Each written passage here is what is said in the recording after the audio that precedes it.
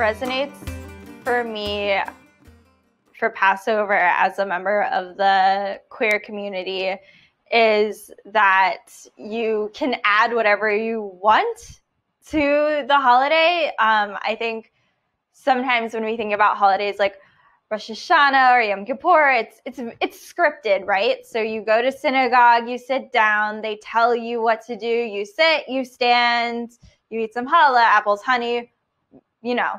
So Passover is really cool because it's all at home. So you can do whatever you'd like. If you're, if you have a restless baby at the table, maybe you're going to cut things from the table. And so for me, as a member of the queer community, I love that you can add things that are representative of yourself and of your family and your community and whoever's at the table with you, or maybe from whoever is at the virtual table with you too.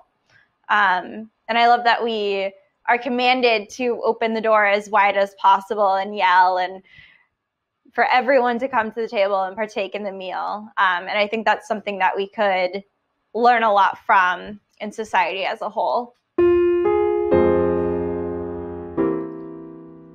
If I were to add something to the 4 questions, a 5th question as a queer person, I would add, what can we take from this night and add to all other nights to create a more expansive table? So I say, what can we take from this night and add to all other nights to create a more expansive table? Because like I said, there's this aspect of Passover where you open your doors and welcome in the stranger.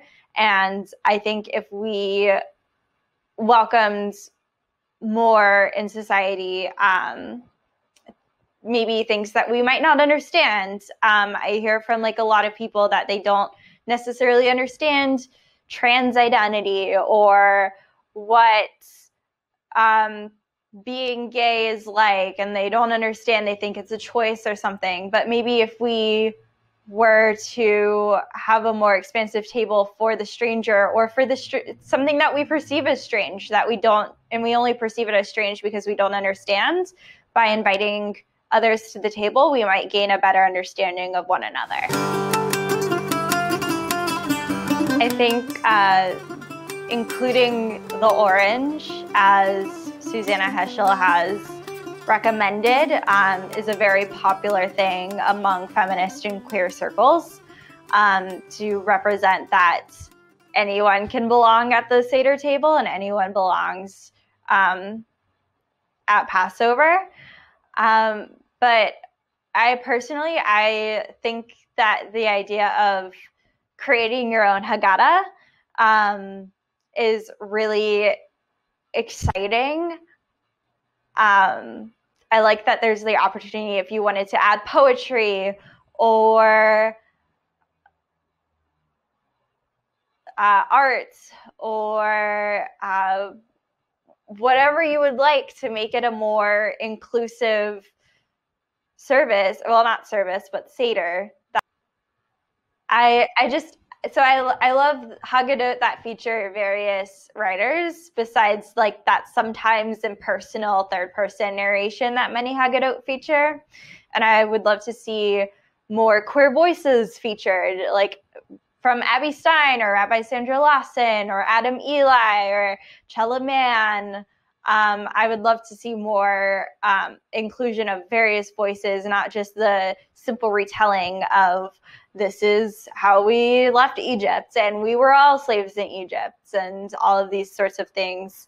I would say I have like a general ask of the Jewish community that I want people to be more open to the concept of simply adding things to the Seder or the Seder plate, because I feel like every year that whenever I share a table with my mom, we always have this argument of like, oh, like you're really gonna add you're really gonna add an orange to the plate, like that's not traditional, like let's keep it traditional. I know like one year I said I want to add an olive because I wish for peace between Israelis and Palestinians, and she's like, no, like that's too like frou-frou.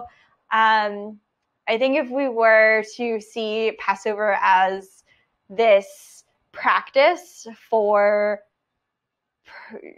in pursuit of a more radically inclusive community, I think that we would have a more exciting Passover.